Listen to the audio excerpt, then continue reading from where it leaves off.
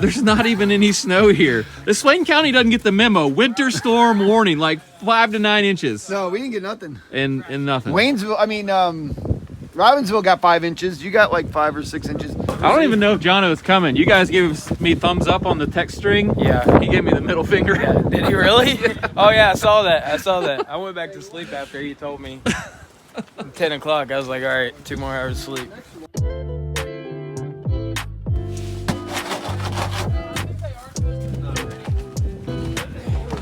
Fine. Walking. Now I'm trying to think, is it the edge? This is the edge, right? Yeah. So our post is actually here, right. So we need to block that the backside. So we need to measure from the inside of the block. It should be 12 feet. Yeah, from the outside of the block. Yeah. To there, to Yep. that line, then back, and then back here we got another Block that corner. one. This is a load bearing point, and it's right in the middle. There's not even a joist under that at all. Definitely got to block that up. Our game plan for this morning, besides just staying warm, is to kind of get ready to stick in this front wall. We're gonna have to do it stud by stud. We can't build a whole wall and then just like throw it up there, right? I don't think That'd be we can. nice. So we're gonna do some strong backs, attach a top plate to that, and then we'll stick in stud by stud, and there's some window openings. Jamie and Ray, you guys are gonna do this blocking. Yeah, no, we're gonna go Army style under the floor and put in some. What do we call it? Maybe blocking. It's blocking. I forget what it's called. There It's is a got real name. Arlo. Squash blocks. There we go. Squash Squash blocks. Yes. Squash blocks. That's right. It's just gonna drop, so I'm gonna try not to let it hit me in the face. 1, 2, 3.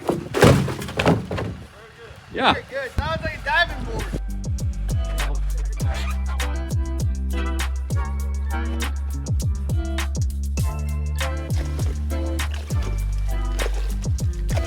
Digging in the mud here. Having fun? Yeah, we're doing the old Egyptian water level technique here to get our drainage correct.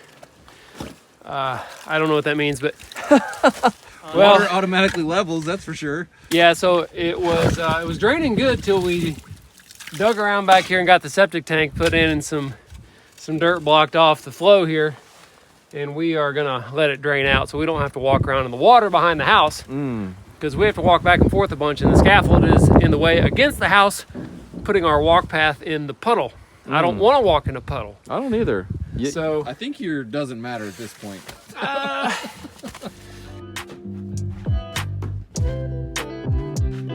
What we're gonna do is put a mark on our strong back at 106 inches. We'll align that with the top of our double top plate, and that way we don't have to try and measure where this top plate is gonna be kind of tacked in place. It'll just sort of be right flush with the top of this. And a strong back is a member that you temporarily screw to the side of something. Like we're gonna do it right up this column, and it'll hold something vertically and horizontally stable for temporary purposes, and then we'll remove it. And just to note, you could do this a couple different ways. Like we could balloon frame this, like use 16-foot studs instead of 2 walls stacked.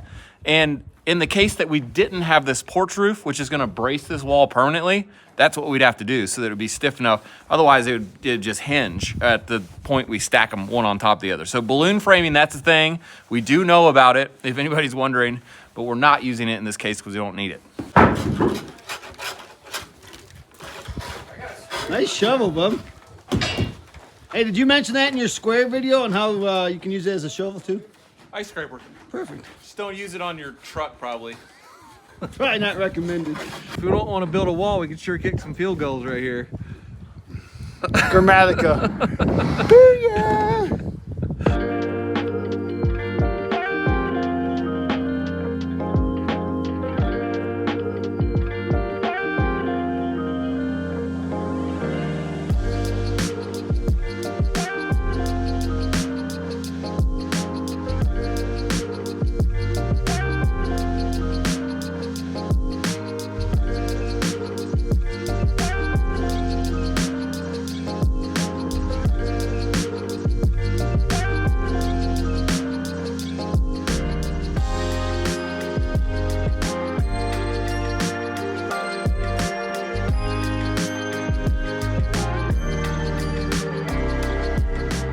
A great question we got in the comments is, why do we use 2x4 exterior walls like we did?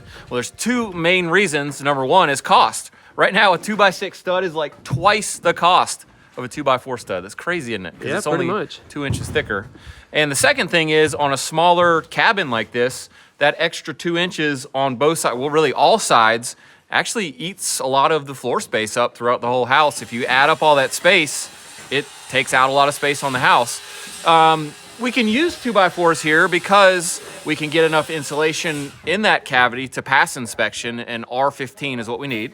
You can get a R19 in a 2x6 with conventional insulation, but we're adding an extra 3 with this Zip R sheathing, so we're getting an R18. Yeah, and not only does it add an R value of 3, but it actually is a thermal break. It breaks thermal bridging. And so I don't know how to quantify what that adds. I don't either. I really don't. But I bet can this tell is you- better than a 2x6 wall with regular sheathing and regular insulation. Yeah, we'll have Yeah. to check on that, but that's The that's other, the idea. yeah, the other limiting factor, if you're wondering, is that a 2x4 wall, 16 on center, can only support 1 floor and 1 roof load, which right here, that's the maximum. One There's floor, the 1 floor, 1 roof load. and there'll be a roof on that. Yeah, if you have, say, a basement wall, like a daylight basement under that, it has to be 2x6, 16 on center for strength. But this is hard to quantify too.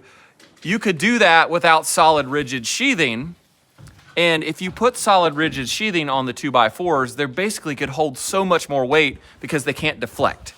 So the code doesn't count the sheathing as anything. You don't have to have it, basically. Yeah. And so a 2x4 wall is really strong if you It's build really it. strong. It's really holding strong. vertical weight. Yeah, it could hold way more vertical weight than we're ever going to put on it. And these is the are answer. 8-foot walls, That's right. so And they're very strong. there is less tendency for the stud to deflect at that length versus, say, a 10-foot wall. So Yeah. if it was 10 foot, I would use 2x6s. And this is a really long answer. I guess there's lots of good information Well, that that's we what- didn't say, and that's that's good. why we're bringing it up. Yeah, I'm glad you're answering all that. Yeah. You know, if you wanted to use 2x4s in an odd scenario, you could probably get an engineer to You say could. it's okay. Stamp Even it. in places. So you can get stuff engineered that kind of goes against what code might say. Not against it, it will go above it. It's just that code cannot encompass everything. Okay, so they address the most common building construction types and stuff.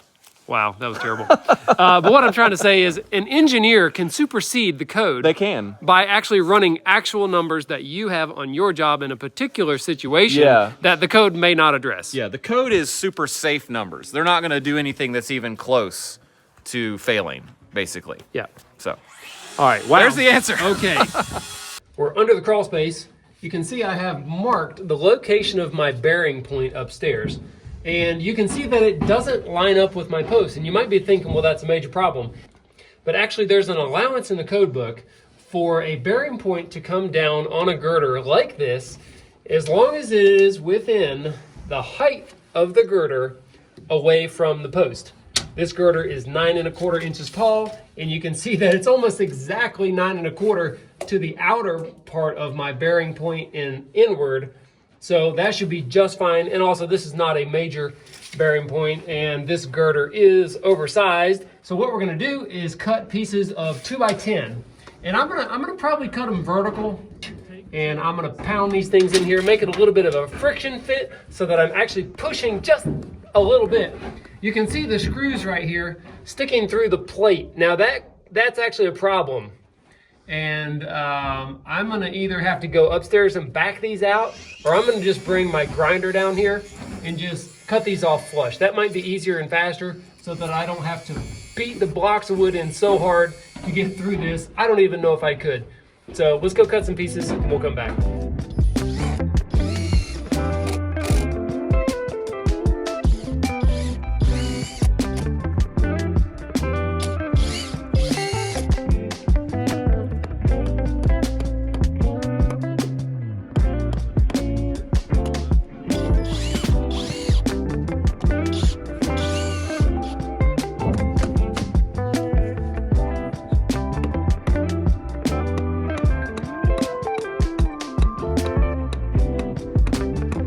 I can hear you talking through the floor. Oh yeah? What are you saying?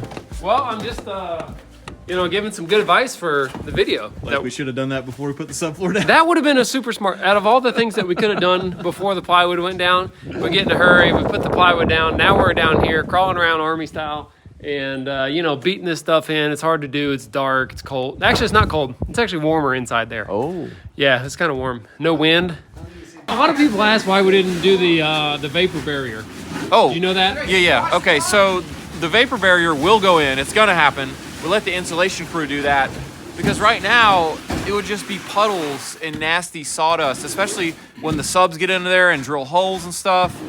It would just be nasty plastic forever. Yeah, that would rip it up too and actually damage it. Usually it gets damaged a lot. So yeah, we're going to dry the house in, let the subs go crazy, then we'll go down and it'll be nice, clean plastic in there for eternity, basically. And no water. And no water because on there it. will be a roof on the house at that time. Correct.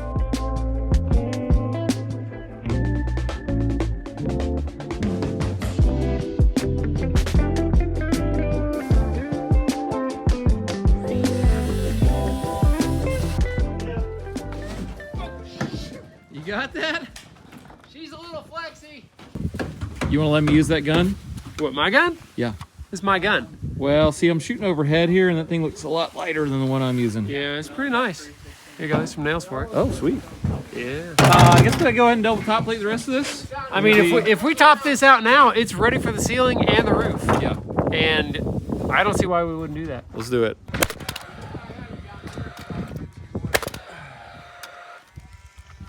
That's like my absolute maximum reach. Yeah, yeah. How's our material stock looking, Arlo? This is the last of the 16s right here. That's it. At least I'm gonna go look, but It's really important to straighten the walls before you put your roof or your ceiling members in because it will fix it in place. And if the walls are all crooked and then you place the ceiling on and attach it, it's permanently stuck crooked. So it's pretty critical to get all the walls that are going to be contacting. So if you had a little conflict on a wall, plumb versus making the top of it straight, what would you do? I would probably choose straight. Me too. I would choose straight. Yeah, because then your whole roof is going to be crooked. You could always chalk the rafter tails and cut a straight line, but I don't know. Straight. I mean, I'd probably choose plumb and straight, but that's me. Yeah, go smart with that option. I mean, that's what Ray J does. Jamie's going to get going with the layout. What he didn't mention is there's a couple ways you could check for straightness. One is to just get your eye right on the corner and sight it. And if you can't tell it's crooked, it's straight, is what I would say. And the other way is to use a string line and block it in 1.5 inches on each end, and then measure back that your wall is 1.5 inches from that string line the whole way down. I never really used that method. I'm pretty confident in the laser eye just from doing it a lot. Yeah. Are you confident in the laser eye? Oh, yeah. Come on, you've seen that laser eye, bro. Thing's right I'm on not saying it. I'm confident in your laser eye. I'm just saying I mean, your laser eye. Right, yeah. oh, you want me to go all the way to the end? Yep, there you go. Oh, okay. All the way this Oh, time. the end. 166, 1/2. 166.5. I don't know why you cut that last one short. Yeah, it is bowed in pretty good. I mean, We'll have to just put a big, long brace. Well, Oh, there's a brace right there. Yeah, just cut that loose and we'll push it out. Oh, He-Man, let her back some. That's, wow. Yeah. Yeah, cut that one loose, Ray, and we're going to push it out right there. So throw a brace just up near the top of that window opening, and we'll go down to the floor here. Yeah.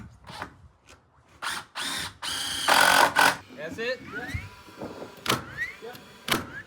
Let's take a second to answer yet another question we had in the comments. Someone thought we were not building this floor system to code because it lacked bridging between the floor joists, and that could be X-brace or solid bridging. So we looked it up in our code book here. And well, hey, let's talk about what the stated purpose of the bridging is. okay, purpose of bridging in a floor system is to keep the floor joists, imagine this is like a cross section of them, from deflecting this way, Yeah. right? Yeah, like rolling. Like rolling. Or bowing to the Yeah, side. yeah. That's the purpose of it. And here's what our code book says about that. It says, bridging, joists exceeding a nominal 2 by 12 inches shall be supported by lateral solid blocking, diagonal bridging, or a continuous 1x3 strip across the bottom. And that would... Bottom. Oh yeah. Oh, it's down! Oh man, that's my buck. Come Don't on. look down! Don't look Come down! on, a little respect for my book. It's all good. Oh man. So basically, if they're taller than a nominal 2x12, you got to do one of those three things. These are 2x10s. And you know, that force of rolling like that, that to me is, that's kind of not the force that most of the time you're going to be putting on a floor joist anyway. Yeah, it's mostly vertical force, straight It down. is. You would have to bend that thing so much to make it deflect Yeah, like, yeah. in that way. Now, we have done bridging before to just add a little strength to the floor system, Yeah. to kind of tie one joist to the next a little more. I think that is a good reason, even if it wasn't for code. Yeah. If you bridged it so that when you step on one joist, you actually distribute that weight Yeah. to the joist on either side, in essence making every joist as strong as at least 3. Yeah, but the subfloor does that. We're using really, really rigid, the best subfloor you can buy. And I don't think it's going to flex in a 30-inch width anyway, no matter what you do. No. 16 on center joists. Yeah, so... I don't think it is either. Anyway. Plus the joist is oversized. We do read the comments, and we try to answer some of these. And well, I'll say with this, too, codes are different everywhere. So whoever wrote that comment, that may be the code where they live. But it isn't here, so we are building the house to code. This house is inspected by a real building inspector at every stage, just like any house that's built anywhere in the world. So we don't show that a lot because, you know, the inspector, he doesn't want to be on our show every 5 seconds every time he's here. So hopefully that answered the question. We're remodeling, Jamie.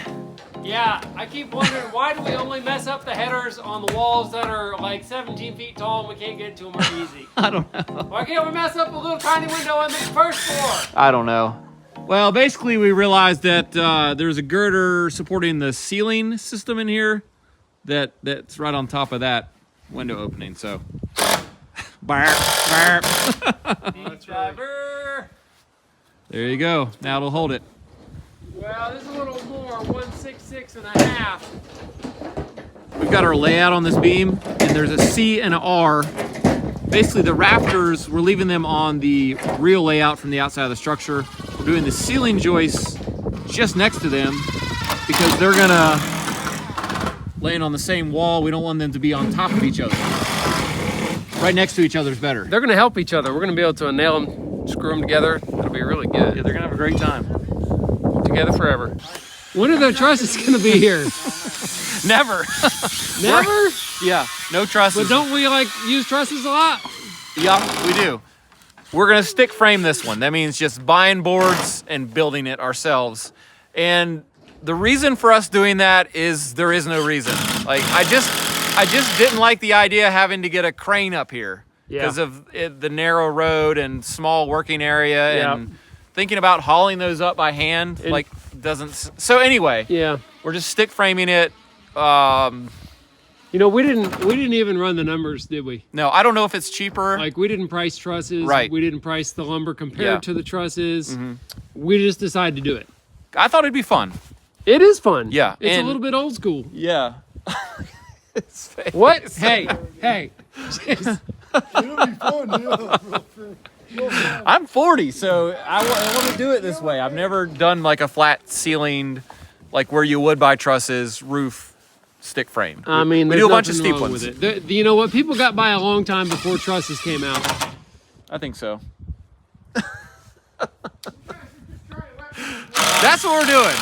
The spacing is going to be 19.2 on center, the rafter layout, which is a little closer than the normal 2 foot on center, and that's so we could get away with 2x8s. 2x8s didn't quite cut it at 2 foot on center. They weren't strong enough. So we shrank the spacing Tighten a up little. the spacing. Tighten it up. All right. Question. Yeah. Can you get insulation? We don't know. That wide? We don't know because we've never bought 19.2 insulation. Well, the good thing is we can just blow it in. Yeah, if we need to, we can do that. But we might get lucky and find some bats on 19.2. You know, the only does time anybody know this? we don't Put it in the comments. We've never done it. I don't know. Never done it.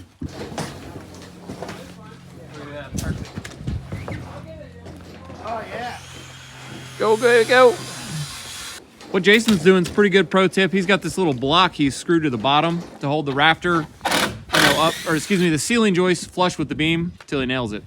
And it helps keep it up so I don't have to hold it. Where we going here? Sure.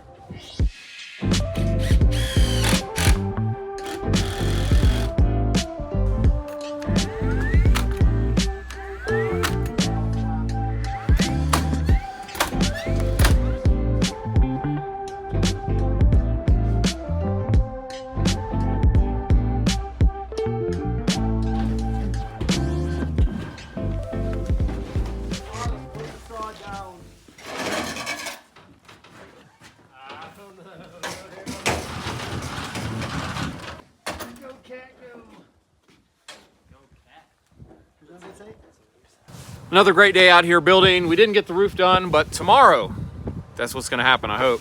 Thanks for building with us. We'll see you on the next one.